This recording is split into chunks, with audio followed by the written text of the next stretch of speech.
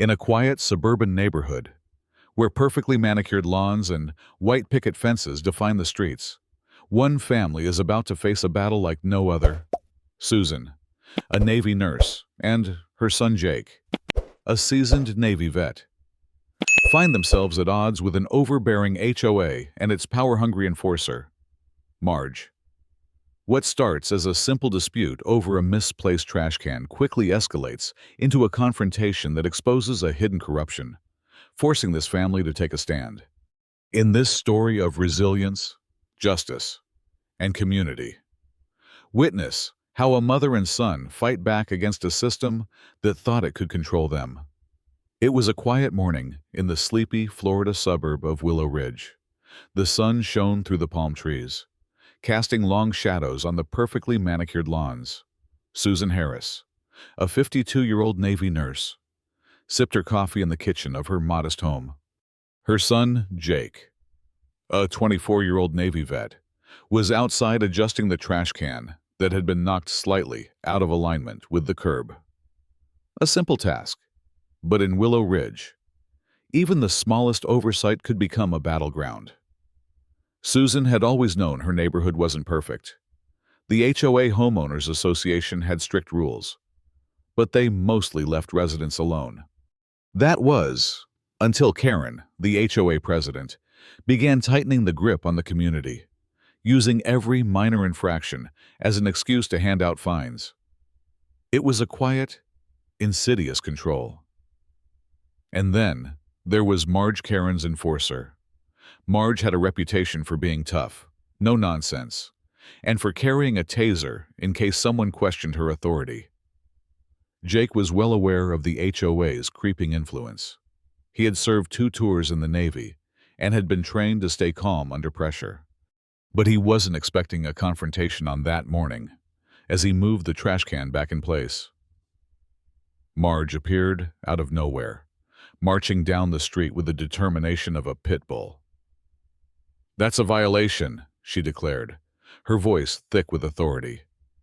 "That trash can is supposed to be on the curb, not a foot away from it. Fix it or face a fine." Jake froze. This was ridiculous. The trash can had been slightly out of line, but there was no need for confrontation. "Ma'am, it's just a trash can," Jake said, trying to keep his voice calm. "I'll fix it right now." But Marge wasn't listening. She took a step closer, her eyes narrowing. "No, that's not good enough," she snapped, pulling out a taser from her belt and pointing it toward him. "You'll fix it, or I'll make you."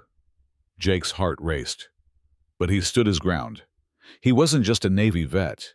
He had the discipline to remain calm in the face of danger. He raised an eyebrow, his tone laced with sarcasm. "Really a taser for a trash can," Jake chuckled. "Lady, you've got a weird way of solving problems." At that moment, Susan stepped outside, having heard the raised voices. She saw Marge with the taser and her son standing his ground. But it didn't take long to figure out what was happening. The anger that rose in Susan wasn't just because of the absurdity of the situation. It was also because she had seen that kind of power abuse before.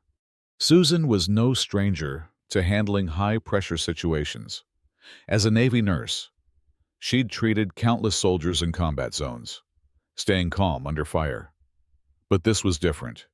This was her son being threatened for no reason other than the overzealous enforcement of a trivial rule. "Why are you threatening my son over something as ridiculous as a trash can?" Susan demanded, her voice cutting through the tension.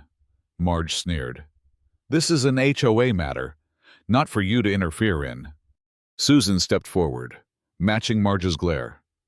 "This is a family matter now. You're not going to intimidate my son in front of me. If you have a problem with the trash can, take it up with me." Before Marge could respond, Karen appeared at the end of the street, walking briskly toward them.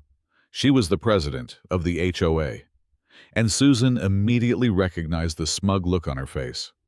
Karen had been pushing the HOA's power for months, and this was just another step in her quest to control the neighborhood. "You're making a scene." "Susan," Karen said, her voice dripping with condescension. "Marge is just doing her job. Your son needs to learn to follow the rules like everyone else." Susan's eyes narrowed. "No. Karen, what your enforcer is doing is abuse of power. Your HOA has been bullying the residents for too long." Karen's smile faded, and she crossed her arms. "We're just trying to maintain order in the community. I suggest you teach your son some respect." Susan didn't flinch. "You're not trying to maintain order. You're trying to control everyone. And you've crossed the line." It was clear this wasn't just about a trash can. Marge's tactics were just a symptom of a much deeper issue. Karen and her HOA had been using their power to extort residents. Susan had suspected it for some time, but now she knew for sure. This wasn't just about rules. This was about control. That night, Susan and Jake sat in the living room, reviewing the events of the day. Jake's calm demeanor had been a testament to his military training, but his mind was already turning to the next step. He knew this wasn't going to end with just a heated exchange. They needed to gather evidence. They needed to expose the truth. Jake contacted an old friend from his Navy days, now a lawyer, to help them navigate the legal side of things. With his guidance, they set up hidden cameras around the neighborhood. Over the next few weeks, they collected footage of Marge and Karen in action, falsely accusing residents of violations, damaging property to fabricate offenses, and extorting money from the community. The footage was damning. It showed Marge damaging trash cans and claiming they were violations. It showed Karen laughing with her enforcer after receiving large sums of money for fines. The HOA's corruption ran deeper than Susan and Jake had ever imagined. With the evidence in hand, Susan and Jake knew it was time to act. They called a neighborhood meeting, something they knew Karen and Marge wouldn't expect. The room was packed with residents who had been too afraid to speak out.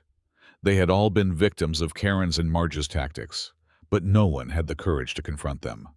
At the meeting, Jake took the floor.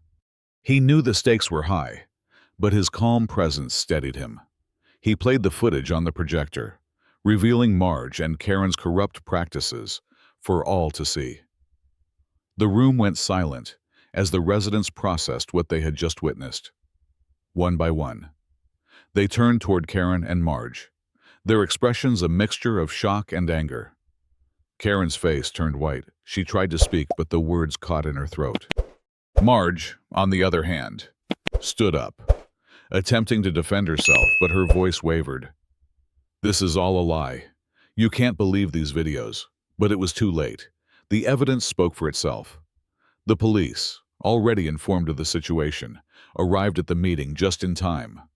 They arrested Marge, who was now trembling with fear. Karen tried to make a run for it, but she was swiftly apprehended as well. The community had taken its stand, and the reign of terror was finally over. In the weeks that followed, the neighborhood began to heal. The fines stopped, the harassment ceased, and the residents found their voices. They stood up against corruption, and in doing so, they reclaimed their community. As the neighborhood celebrated with a block party, Susan and Jake stood side by side. The victory was sweet, not just because they had exposed the truth, but because they had inspired others to do the same. They had taken on a corrupt system and come out on top. And for Susan, as a mother, that was the greatest victory of all. She had protected her son, not just from the tyranny of an HOA, but from a world that often tries to break people down. Together, they had dismantled something much bigger than just a corrupt HOA. They had shown that even in the face of oppression, a family's love and resilience can overcome the greatest obstacles.